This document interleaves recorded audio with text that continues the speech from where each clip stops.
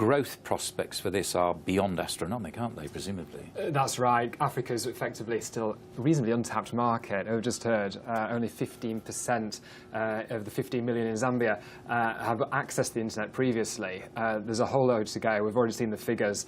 20-fold increase in the next 5 years, up to, I think, 930 million potential users. So internet explosion, and as I say, untapped market for the likes of social media giants as Facebook. OK, let's look at what isn't happening in Africa, which is connectivity, if I can put it like that. That is clearly a problem, isn't it? That's right. I think only of all the areas that aren't connected, actually 85% of them do have access to telephone signals, though. That's why the reduction in price of smartphones, cheaper data charges will actually mean that the internet becomes more accessible through the 3G and 4G connections, rather than the Wi-Fi or sort of ground-earthed internet. And what about, can I throw in the cloud here as well? Because that's something which is Microsoft are terribly keen to develop, aren't they, for obvious reasons? Of course. And really, with all of this, it's about the connectivity in local communities. Previously, it's internet.org, which is the Facebook group or organisation which has been set up with philanthropic aims, but it's a group that's connected with Nokia, Ericsson, Samsung are in there as well. So they're all looking, they all have an interest in this. Yes, the cloud is one point of it, but also there is this philanthropic element.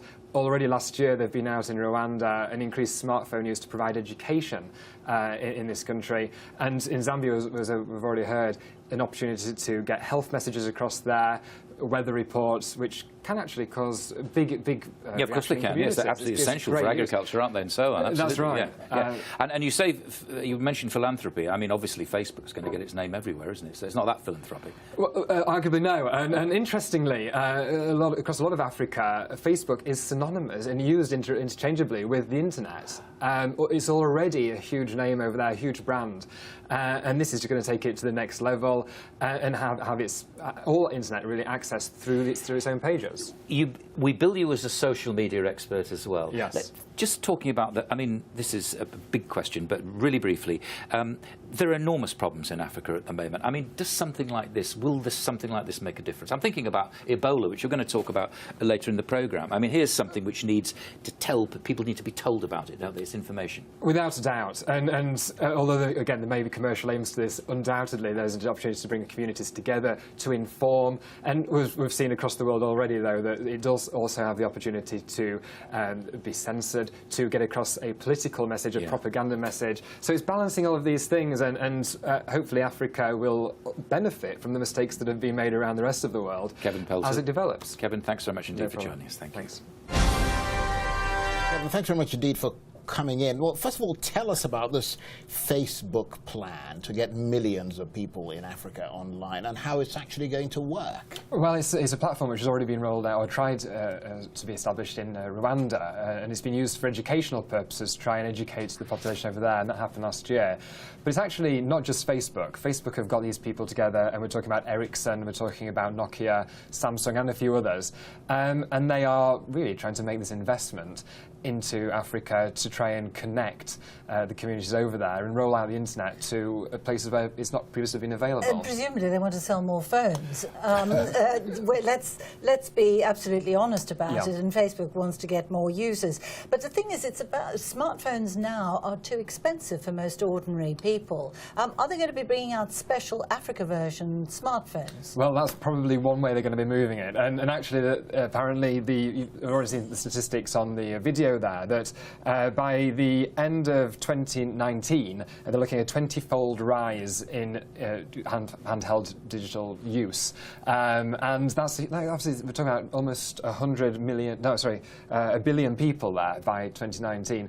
Huge numbers. And if they want to spread the word and get Facebook out there and all these other platforms as well, they have to make it accessible. And the way they've decided to do this is to make it through the telephone signals, through the 3G and the 4G, rather than roll out internet use as we know it, perhaps, as Wi-Fi and other ways of connecting. So really, Africa is seen as the new frontier for the internet.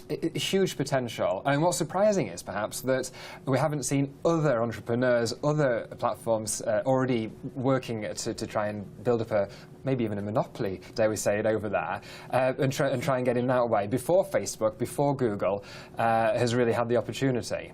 But the problem is, in a lot of African countries, and I mean, you tell me, Charles, that in Nigeria people go around with different phones because the coverage is not necessarily, I mean, that's the thing, it's the connectivity. Yes, right, and I think it's going to be a case of really pushing through that, and Facebook will be, and all these other companies as well, but really pushing on the government and extending this out. It's starting with one provider, it will roll out to the others, undoubtedly, but there is a philanthropic element to it as well, of course.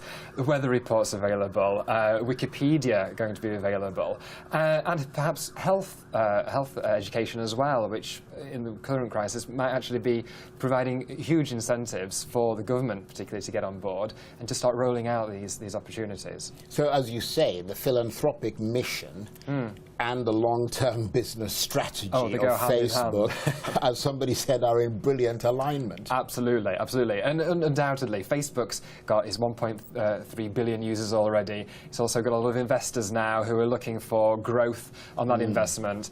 And Africa is there and ready to be able to provide that growth.